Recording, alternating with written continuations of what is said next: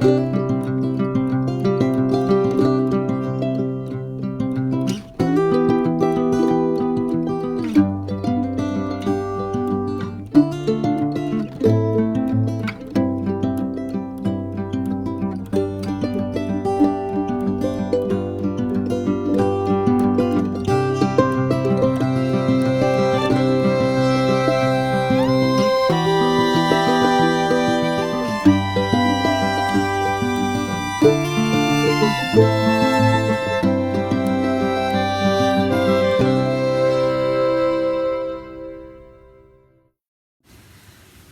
morning and welcome to the next episode of The Grey Nomad Knits. Second take. I just recorded the whole podcast and forgot to press record. So here I am doing it all again for the second time. I'm coming to you from Perth, Western Australia. It's a place where our winters are too short and too mild, and our summers are too long and too hot, and summer is just around the corner. It's a very bright and sunny day today, so I thought I would sit outside on my lovely swing seat and show you my beautiful Attic 24 blanket. This is her sweet pea blanket, and if you wish to buy the kit, you can get them from Wool Warehouse in the UK. They're made from Stylecraft DK, which is an acrylic yarn. I don't normally use acrylic, but I find for our Perth summers, if I want to have a blanket outside, acrylic is the only way to go. It's insect, no insects will bother it, no moths will eat holes in it, and I can just throw it in the washing machine if it gets a bit dusty. So I'm coming to you from outside in our backyard today. I hope you're all well. I have had a very nasty cold, which is still lingering. I'm really over it. In fact, my cough got so bad at one point that I took myself off to get a COVID test. Thankfully, that was all clear.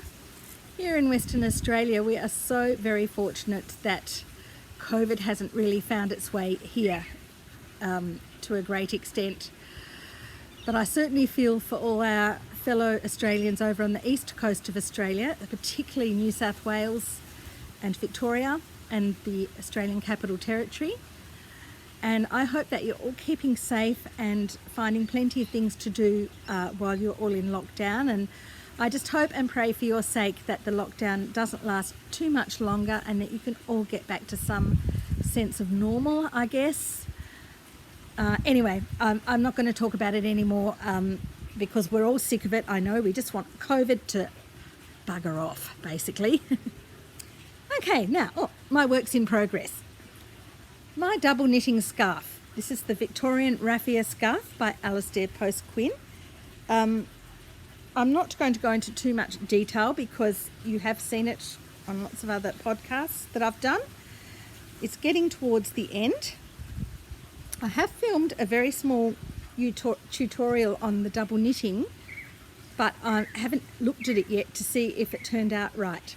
I don't have one of those camera setups where I can have the camera above the table, so I've had to do it on an angle with my camera on a tripod, and I'm not sure how well it's worked out. So if I think it's okay, I'll put it on, but if it's not up to scratch, I'll leave it out. But this is my progress. It's getting there. It's getting longer and longer, and look at can you see the changes in colour? It really, you can start to see the gradient now in the yarn. If I just hold it like this. So you've got this lovely deep colouring here. And then if I hold up where I'm up to now, look at the difference. Absolutely stunning. I really love it. And then of course it's the same on the other side. Now I've showed it to my daughter. I just want to tell you that the pattern repeats. Let me take it down to the beginning. So this is row 1 across here, and the pattern repeat ends roughly here. So that from here to here is one pattern repeat. Now, when I showed it to her, I was halfway through one of these bits. So I had another half of this bit to go to finish that pattern repeat. So she said that when I finish that, she would like 2 more repeats, which is basically 3 of these full areas. And then that plus the border at the other end would be long enough. So those 2 pattern repeats, I am now halfway through the first one, and it takes me about a week. Each pattern repeat is 80 rows, but if my tutorial works out, you'll see that every row, every stitch, it's like double stitches. So all these stitches that you can see are in pairs. So it's a knit 1, purl 1, knit 1, purl 1, knit 1, purl 1, and each time you're knitting and purling, you're also changing colour. So it takes a long time, especially for someone like me who cannot master 2-handed colour work knitting. So I do it all in one hand, and I know everyone watching this is probably going to think, well, she's a ninny, because that's the slow way and it's much easier to do it with 2 hands. Well, trust me, I have tried and I cannot master it. My tension's all over the place, so I'm sticking with the way I do it.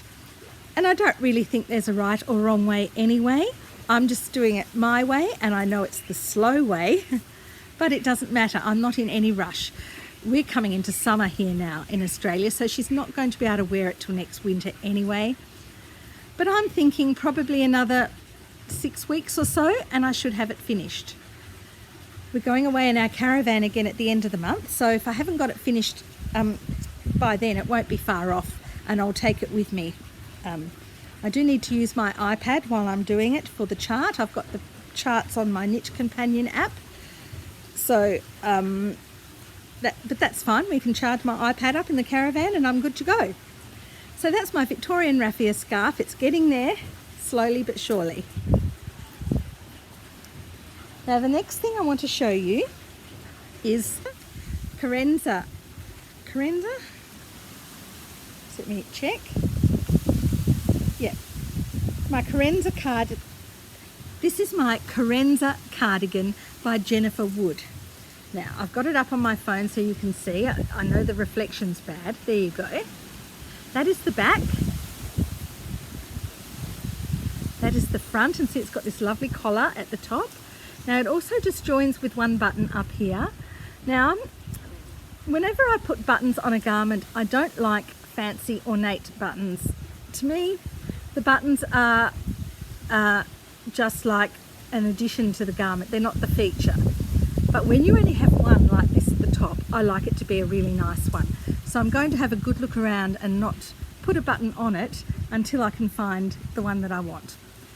I may even have one in my stash that I think may suit it, but I'll have to have a look and see. It really is beautiful. So that's the back, the front. Now, this is what I wanted to show you. This is this detail down the sleeve. It also has the same detail down the sides. The only difference being is that the jacket is designed as an A-line jacket, so it means it kind of flares out like that.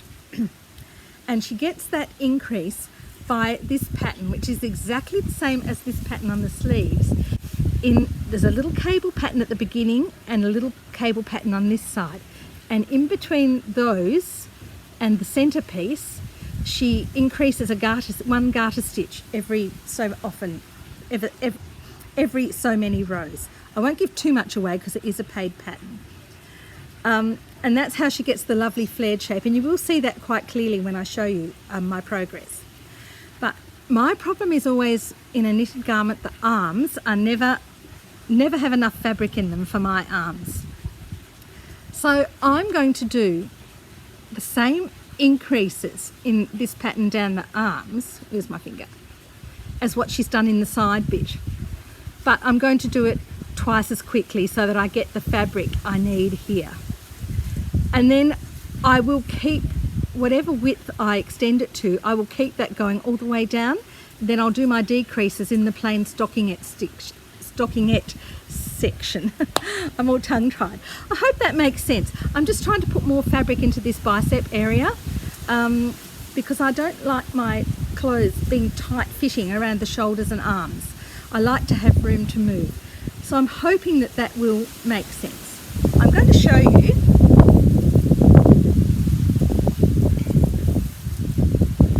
So it is a top-down construction. I have got markers on it everywhere because the charts for this pattern are unbelievable. Now it's not a difficult pattern, but you do have to concentrate because there's 1, 2, 3, 4, 5, 6, 7, 8 charts, and they all have different numbers of rows in them. So it starts off here. Actually, I'm going to show you from this way because then you can see how it's all going to fit. So this is the top. So a collar will go on this bit when I'm finished. So we have here, I don't know if you can see it. This is the first chart, this section here. And then this is the second chart. And then you do stockings et stitch till you get round to this bit, which is the third chart. Now this is the chart where she puts the increases in. Now when I hold it up the other way you'll see it better, but if you can see it's all fairly tight across here, but the more it goes down it stretches out and gives that, it's going to give that lovely A line. You can see it there, how the garter stitches increase. That's what I'm going to do on the sleeve. And hopefully then when I put it on, this won't stretch, this middle section won't stretch and distort too much either. I hope it works. And then we go around to the middle section, which starts with this lovely central cable, and that goes all the way down. But then you have another chart here and another charted pattern here, and they are the reverse of each other, but they're still separate charts. So these two charts have the same amount of rows. This chart has its own pattern and is a totally different number of rows. Then you come around and you have another one of these central patterns under the arm, and it's also going to, that's where the sleeve has started. And then you get back to the other side, which starts up here, the cable pattern. That's one chart, and then when you get to this bit, you start the other chart. So it's a lot of fiddling around, and thank goodness I have Knit Companion, the Knit Companion app on my iPad, or I would really struggle. I'm going to show you it upside down because you'll see those increases a lot better. So you can see there. So this is what I'm going to do in the sleeves, but I'll probably do the increases a little bit quicker than what they're done here. I won't tell you the amount of rows the increases are done because it is a paid pattern, but the amount of rows in between each increase, I'm going to halve that for the sleeves, because if you look up here, the sleeves are already started. So I want to start right away to get that extra width in, and I think that will look actually quite effective and quite nice. We'll see, I'll keep you posted. The other concern I have with this is that this wool is from Bendigo Woolen Mills, which is over in Victoria, and it's a 5-ply, which is a sport weight. It's a beautiful tweed. Now I bought this when I was over there a few years ago, and you cannot buy it online. Someone's starting a leaf blower, I think. But you can, I bought this in their room at the back, which you can only go to if you're actually there at the store.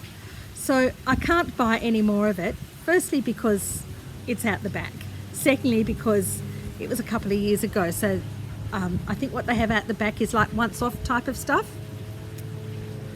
I'm really frightened I'm going to run out. So I've decided what I'm going to do.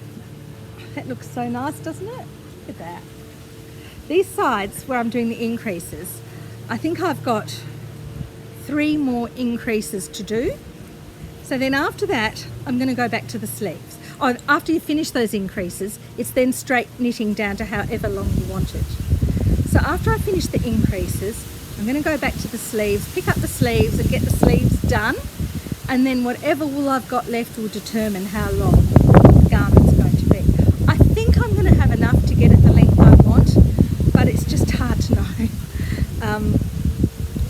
actually put a marker in here when I changed my last ball of wool, and I've still got all this much left. I'm thinking I'll probably get that much again, because the sleeves, because they're a lot narrower, I'll get a lot more depth out of the wool for the sleeves. So we'll see how it goes, and yeah, I'll definitely keep you posted. The other project I've been working on is my COVID blanket. I've got a few more squares done that I'd like to show you. I'm going to give these a bit of a steam this afternoon, and steam block, and start sewing some more together. I can't remember, I don't think I showed you these ones last time. There's a lot of flower based motifs, which I think are local to where Anne and Carlos live. Oh yeah, so this blanket, the squares are all a pattern by Anne and Carlos, and you can look at my past episodes and get the link to their website. When you're on their website, if you go to their blog section and scroll down to, I think it's February or March this year, they've got the second half of all their squares, the patterns to them on there, and I think that the first half are from a blog or two before that, so they're quite easy to find. And then there's this one. Oops, I'm dropping everything today. There's this one.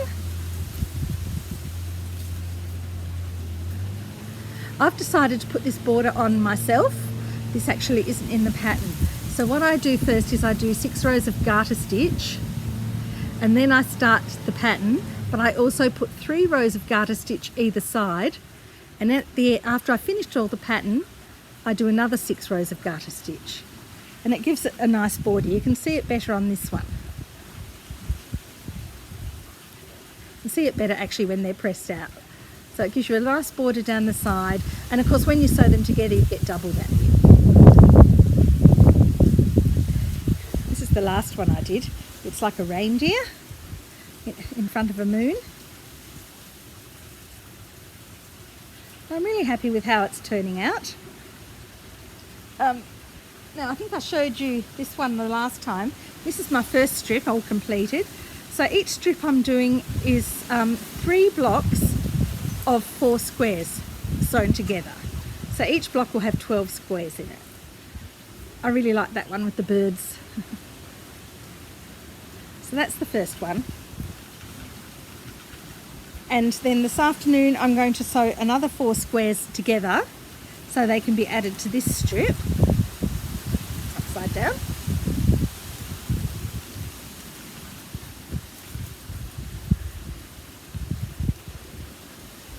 And I'm going to keep going until I run out of my background colour.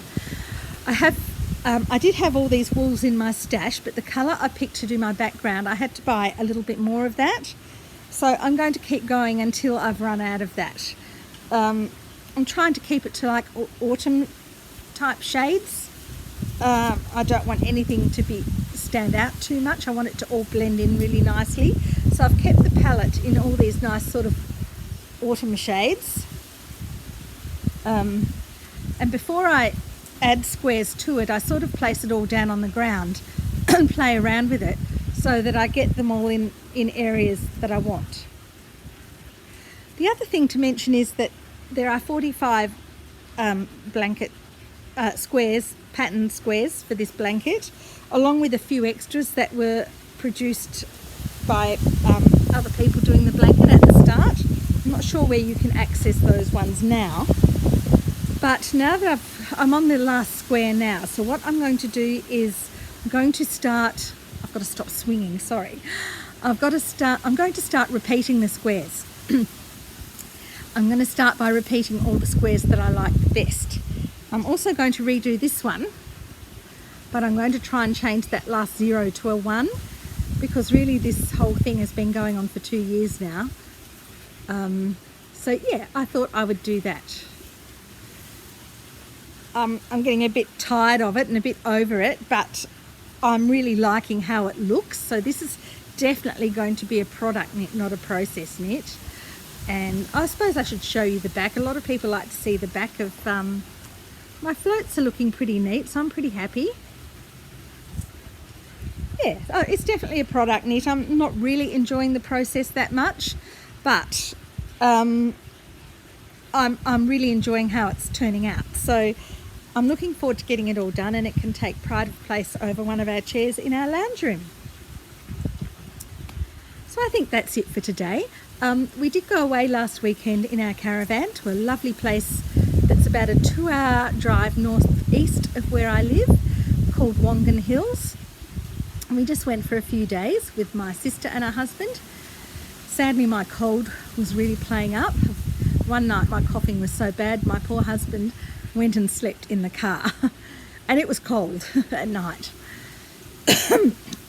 But we had a lovely time. We did some lovely walks amongst the wildflowers. And the drive out there was spectacular because at the moment all the canola fields are in full bloom. And I didn't realise there was so much canola grown up that way. I thought it was all down south. So I've taken some video footage and I've taken photos. I've also taken photos of the wildflowers that we found. I don't know how well the canola fields have photographed. It's really hard to get the depth and the expanse of the fields on a camera like mine. I think you really need to have super duper camera equipment. But you know, I have this little camera here. It's a little Nikon, and I really like it. It takes beautiful photos. But when you want to do something like fields and fields that go forever of golden flowers, I think you need better equipment. But they didn't turn out too badly, so I'll leave you with some video and some photos of our little weekend escape to Wongan Hills, and I'll see you in about 4 or 5 weeks. Bye for now. Also today, I just wanted to pay tribute to a wonderful young lady called Kobe, who was one of my daughter's very best friends.